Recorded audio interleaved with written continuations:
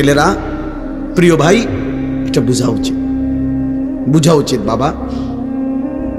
তোমরা যারা শুধু সকাল থেকে রাত 2-4-5 জন, বেশিতে বেশি এক একজনের বন্ধু সমবয়সী 10 জন, মাত্র 8-10 জন বন্ধুর খপ্পরে পড়ে তুমি জীবনটা নষ্ট করে দিতেছ, এটা ঠিক করছো না।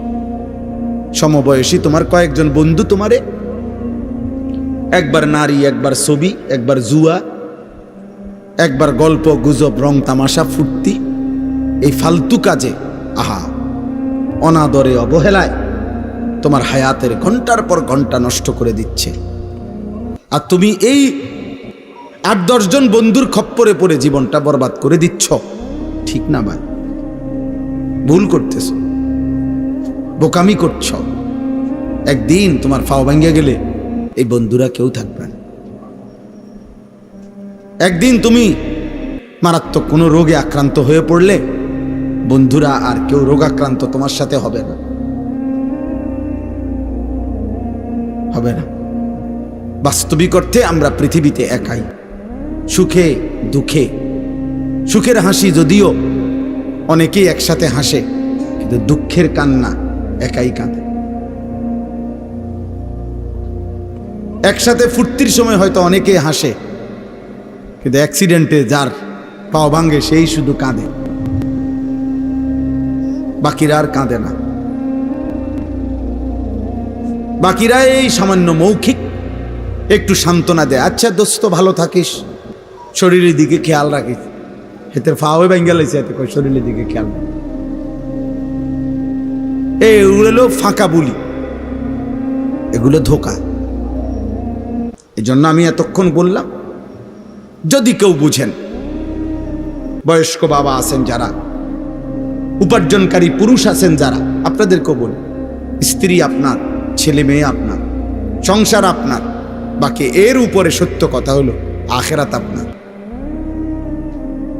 শুধুমাত্র স্ত্রী সন্তানের জন্য সুদ খাইলেন, কিস্তি নিলেন, হারাম উপার্জন করলেন, মিথ্যা বললেন, বছরের পর বছর ওজনে কম দিলেন, আল্লাহর কসম, না বিবি বাচ্চার চাহিদা শেষ হবে, না আপনার আখেরাতটা নিরাপদ হবে। আমি এটা প্রত্যেক দিন বলি। আপনি যদি 60 বছর না 600 বছরও এক টানা 2 হাতে উপার্জন করেন, আপনার যদি সমস্ত উপার্জন রেখে যাওয়ার পরেও আপনার বিবি বাচ্চার প্রয়োজন আপনার মৃত্যুর পরে থেকে যাবে, আপনি শেষ করতে পারতেন।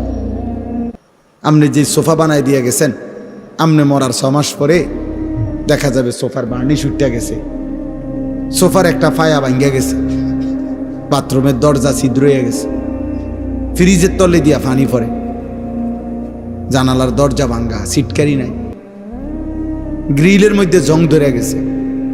তার মানে হাজারো সমস্যা, হাজারো প্রয়োজন থেকেই যাবে। কেউ তার বিবি বাচ্চার মৃত্যু পর্যন্ত সমস্যার সমাধান করে দিয়ে যাইতে পারে না। শুধু শুধু মিথ্যা বলছেন, শুধু শুধু সুদ খাইছেন, শুধু শুধু কিস্তি নিছেন, শুধু শুধু ওজনে কম দিছেন, শুধু শুধু এই অটো, সিএনজি, রিক্সা, মুদি দোকান, এই ব্যবসা, এই ক্ষেত ফসল করতে গিয়ে 1 ওয়াক্ত নামাজ পড়েন নাই, ফজর কোনোদিনও পড়েন নাই। এগুলোর জন্য, জিফুদ বউ বাচ্চার জন্য আল্লাহ চিনলেন না, আখেরাত চিনলেন না, নামাজ চিনলেন না, হালাল হারাম চিনলেন না। ওরা আপনার মৃত্যুর পরে ওরাও আপনারে মনে রাখবে না। আল্লাহ বলবে, নাফরমান, আমিও তোরে চিনি না। ফাদুকু ফামা লিয-যালিমিনা মিন আনসার। কোরআন শরীফে আছে, আল্লাহ নাফরমানকে বলবে, নাফরমান, আযাব ভোগ কর। আজ জালেমের জন্য, পাপীর জন্য পুরা হাসরের ময়দানে কোনো সাহায্যকারী নাই। যা বাটপার, বেঈমান, হারামখোর, আজ তোর আল্লাহ নাই, আজ তোর বউ বাচ্চাও নাই, আজ তোর কেউ নাই। তোর যা যা হারামখোর, যা। ফাযুকু ফামা লিয-যালিমিনা মিন আনসার। الأخلاء يومئذ بعضهم لبعض عدو إلا المتقين। রব্বুল আলামিন বলে, বান্দা, দুনিয়ার সব বন্ধু, দুনিয়ার সব সম্পর্কের মানুষগুলো কিয়ামতের ওই দিন একে অপরের শত্রু হয়ে যাবে। আল আখিল্লাউ ইয়াউমাইদিন বাদুহুম লিবাদিন আদুভ। বন্ধুরা সেদিন একে অপরের দুশমন হয়ে যাবে। ইল্লাল মুত্তাকিন, একমাত্র ঈমানওয়ালা, তাকওয়াওয়ালা, গুনাহ থেকে বাঁচনেওয়ালা, যেই বন্ধুরা, যেই আত্মীয়রা, যেই স্বামী, যেই স্ত্রী, যেই বাবা, যেই সন্তান, যেই ভাই, যেই বোন, যেই বন্ধু, যেই আপনজন একজন আরেকজনের সাথে সম্পর্ক ছিল, এর ভিত্তিতে যে একে অপরকে গুনাহ থেকে ফিরাইছে, একজন আরেকজনকে নেক কাজের প্রতি উৎসাহিত করেছে, আল্লাহ বলেন, খোদার কসম বান্দা, এই বন্ধুরা দুনিয়াতেও যেমন আপন ছিল, আখিরাতেও আপন থাকবে। ইল্লাল মুত্তাকিন, তাকওয়ার বন্ধু, ঈমানের বন্ধু, গুনাহ থেকে বাঁচাইবার ক্ষেত্রে বন্ধু সম্পর্ক। যেই স্বামী তার স্ত্রীকে ফজরের নামাজের জন্য উঠাইছে, যেই স্ত্রী তার স্বামীকে ফজরের নামাজের জন্য উঠাইছে, যেই স্বামী তার বিবিকে গুনাহ থেকে ফিরাইছে, স্ত্রী তার স্বামীকে গুনাহ থেকে ফিরাইছে, ভাই তার বোনকে গুনাহ থেকে বাঁচাইছে, বোন তার ভাইকে গুনাহ থেকে ফিরাইছে, বন্ধু তার বন্ধুকে টেনে নামাজের দিকে নিয়েছে, গুনাহ থেকে ফিরায় রাখছে। আল্লাহ বলেন, এমন বন্ধু সবাই কিয়ামতের দিন বন্ধুই থাকবে। যদি আমরাও টেলিভিশন চাইছেন, আপনার রেডিও টেলিভিশন চাইছে, আমরাও বিড়ি খাইছেন, আপনার ফুতে গাঞ্জা খাইছে, আমরাও চা দোকানে বসে রঙিন টেলিভিশনে নর্তকীর নাচ দেখছেন, আর আমনের ফুতে সারা রাত মোবাইলে উলঙ্গ ছবি দেখছে, দুই নাফরমানি, কেউ কাউরে চিনবে না,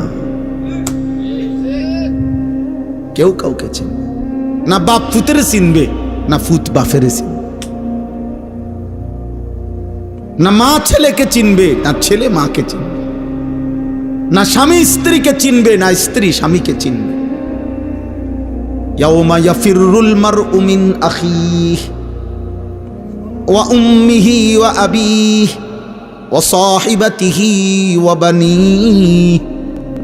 আল্লাহ বলে, সেদিন ভাই পালিয়ে যাবে, মা পালিয়ে যাবে, বাপ পালিয়ে যাবে, স্ত্রী পালিয়ে যাবে, সন্তানরা পালিয়ে যাবে।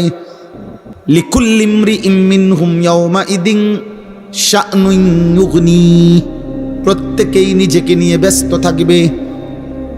ফাইদা নুফিখা ফিস সূর ফালা আনসাবা বাইনাহুম ইয়াউমাইদিন ওয়ালা ইয়াতাসাআলুন। আল্লাহ বলে, ইসরাফিল যখন ফু দিবে, হাসরের ময়দান যখন কায়েম হবে, বান্দা, একটা মানুষও কাউকে কেউ বংশের আত্মীয়তার কোনো পরিচয় দিবে না। ওয়ালা ইয়াতাসাআলুন, একজন আরেকজনকে ভালো মন্দ কিছু জিজ্ঞেসও করবে না। এটাও বলবে না, ভাই কষ্ট হচ্ছে নাকি, ভাই বেশি গরম লাগতেছে নাকি, না হে কিতা কইবে, হে আমনেরে এ গরম লাগতেছে নাকি, আমনেরে জিগাইলে আমনে যদি কোন হ ভাই খুব গরম লাগতেছে, তো হে পরে হাত পাকা দিয়ে বিছেন করবে, তার বেল আসেনি, হে তো নিজেরই বেল নেই, ও নিজেই তো গরমে মরতেছে। এজন্য দোস্ত আমার, খোদার কসম, নাফরমানের বন্ধুরা, স্বামী হোক, স্ত্রী হোক, ভাই হোক, বোন হোক, বাবা হোক, সন্তান হোক, মা হোক, ছেলে হোক, মেয়ে হোক, একসাথে মহল্লার বন্ধু হোক, আত্মীয় হোক, স্বজন হোক, ক্লাসমেট হোক আর কলিগ হোক, যদি ঈমান আমল তাকওয়ার ভিত্তিতে সম্পর্ক না থাকে, তো সেই বন্ধুরা হাসরের দিন দুশমন হয়ে যাবে। আর ঈমান আমলের ভিত্তিতে বন্ধুত্বটা হাসরের দিনও কি থাকবে, কথা বলে না, বন্ধুই থাকবে। আর এই বন্ধুদেরকে, এরপরের অংশটা শুনে এমনি প্রসঙ্গক্রমে বলে ফেলি। এই নেক কাজের বন্ধু মানে যদি স্বামী স্ত্রী হয় তো স্বামী স্ত্রী, ভাই বোন, মা পুত্র, বাপ ফুত, এরা যদি একজন আরেকজনকে দিনই কাজে সহযোগিতা করে, এবং বন্ধু এলাকার সহপাঠী যেমনি হোক, যদি একজন আরেকজনের সাথে সম্পর্কটা ঈমান আমলের ভিত্তিতে হয়, তাকওয়ার ভিত্তিতে হয়। তো ওই বন্ধুদেরকে আল্লাহ নিজে ডাক দিয়া বলবে, ইয়া ইবাদি লা খাউফুন আলাইকুমুল ইয়াউমা ওয়ালা আনতুম তাহজানুন। হে আমার বান্দারা, তোমরা যারা ঈমান আমলের ভিত্তিতে বন্ধুত্ব সম্পর্ক, আজকে এই হাসরের দিন তোমাদের কোনো ভয়ও নাই, চিন্তাও নাই। এরপরের আয়াত, উদখুলুল জান্নাতা আনতুম ওয়া আজওয়াজুকুম তুহবারুন। আল্লাহ বলবে, ঈমান আমলের সম্পর্কযুক্ত বন্ধুরা, যদি স্বামী স্ত্রী হও স্বামী স্ত্রী, ভাই বোন হও ভাই বোন, মা ছেলে যদি হও মা ছেলে, বাপ ফুত যদি হও বাপ ফুত, বন্ধুরা আপনজনরা যারা ঈমান আমলের জন্য একজন আরেকজনকে সহযোগিতা করেছিলে, আল্লাহ বলেন উদখুলুল জান্নাতা আনতুম ওয়া আজওয়াজুকুম তুহবারুন। আজকে হাসরের ময়দানে তোমরা তোমাদের বন্ধুদেরকে সাথে নিয়ে হাসতে হাসতে জান্নাতে ঢোকো। হাত ধরাধরি করে ঢোকো, গলাগলি করে ঢোকো। উদখুলুল জান্নাতা আনতুম ওয়া আজওয়াজুকুম।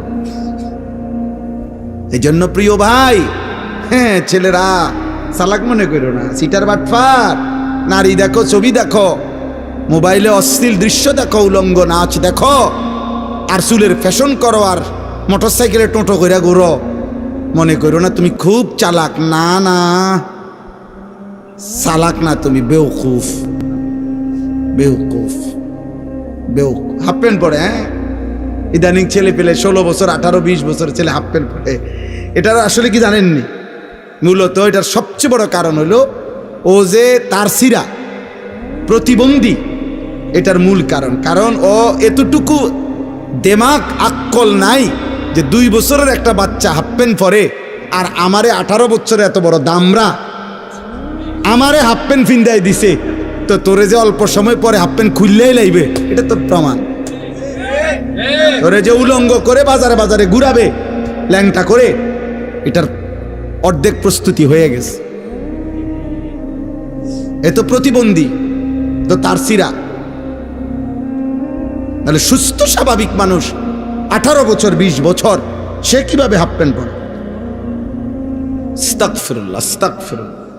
18 বছর বয়সী একটা ছেলে কিভাবে পেশাব করে পানি না নিয়া, টয়লেট পেপার ব্যবহার না করে, এরম দুর্গন্ধ, পেশাবের গন্ধ মারাত্মক, পেশাবের দুর্গন্ধ মারাত্মক দুর্গন্ধ, এত দুর্গন্ধ নিয়ে যার প্যান্ট, সে চলে কেমনে, তার লগে যেটি হাঁটে, এগুলো কি পরিমাণ অপদার্থ আমার মাথার ধরে না।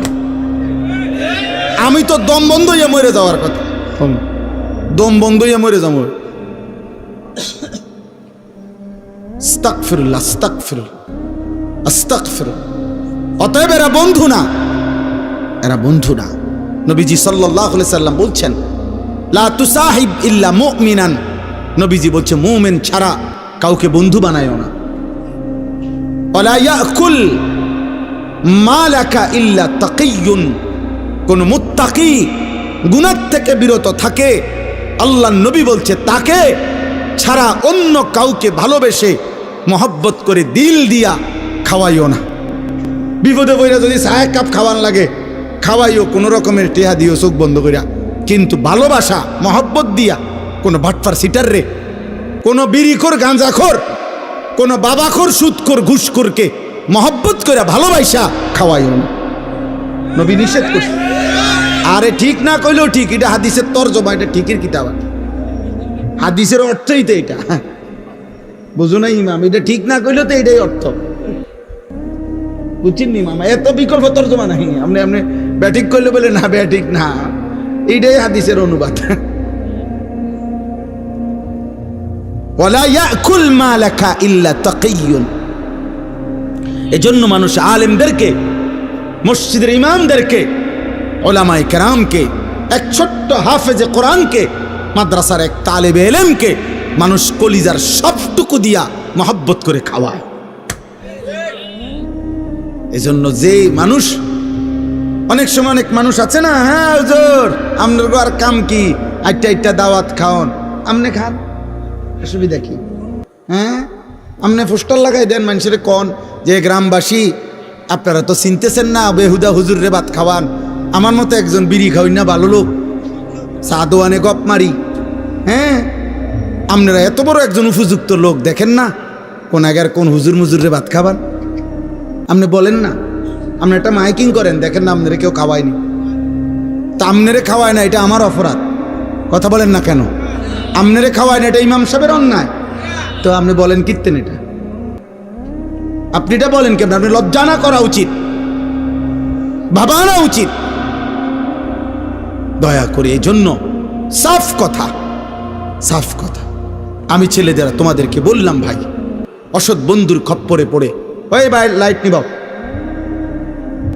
অসৎ বন্ধুর খপ্পরে পড়ে ভাই প্রিয় ছেলে নষ্ট হইও না, নষ্ট হইও না, নষ্ট হইও না বাপ। হয়তো সুখের সময় তোমার সাথে থাকবে, কিন্তু তোমার দুঃখে সাথে থাকবে না, দুনিয়াতেও না, দুনিয়াতেও না। তুমি মোটর সাইকেলে পাউডা ভাঙ্গে দেখো, তোমার লগে আসেনি সাপ। তুমি একটা অ্যাক্সিডেন্ট করে দেখো, তোমার পাশে থাকবে না। আল্লাহ আমাদেরকে হেফাজত করে। আমরা সবাই ভালো হওয়া দরকার, আমিও, আপনিও, হুজুরও, পাবলিকও, ইমাম সাহেব, মুসল্লিও। আমাদের প্রত্যেকের ফিকির করা উচিত আখেরাত, আখেরাত, আখেরাত।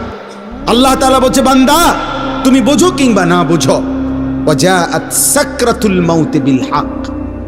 এই আমি যে আয়াতগুলো পড়ছি এটার জন্য এবার আমার কথাটা বলি। কোরআনুল কারীমের ২৭ নম্বর পারা, কোরআনুল কারীমের ৫৭ নম্বর সূরা, ৫৬ নম্বর সূরা, সূরা ওয়াকিয়া। কোরআনুল কারীমের প্রসিদ্ধ একটি সূরা।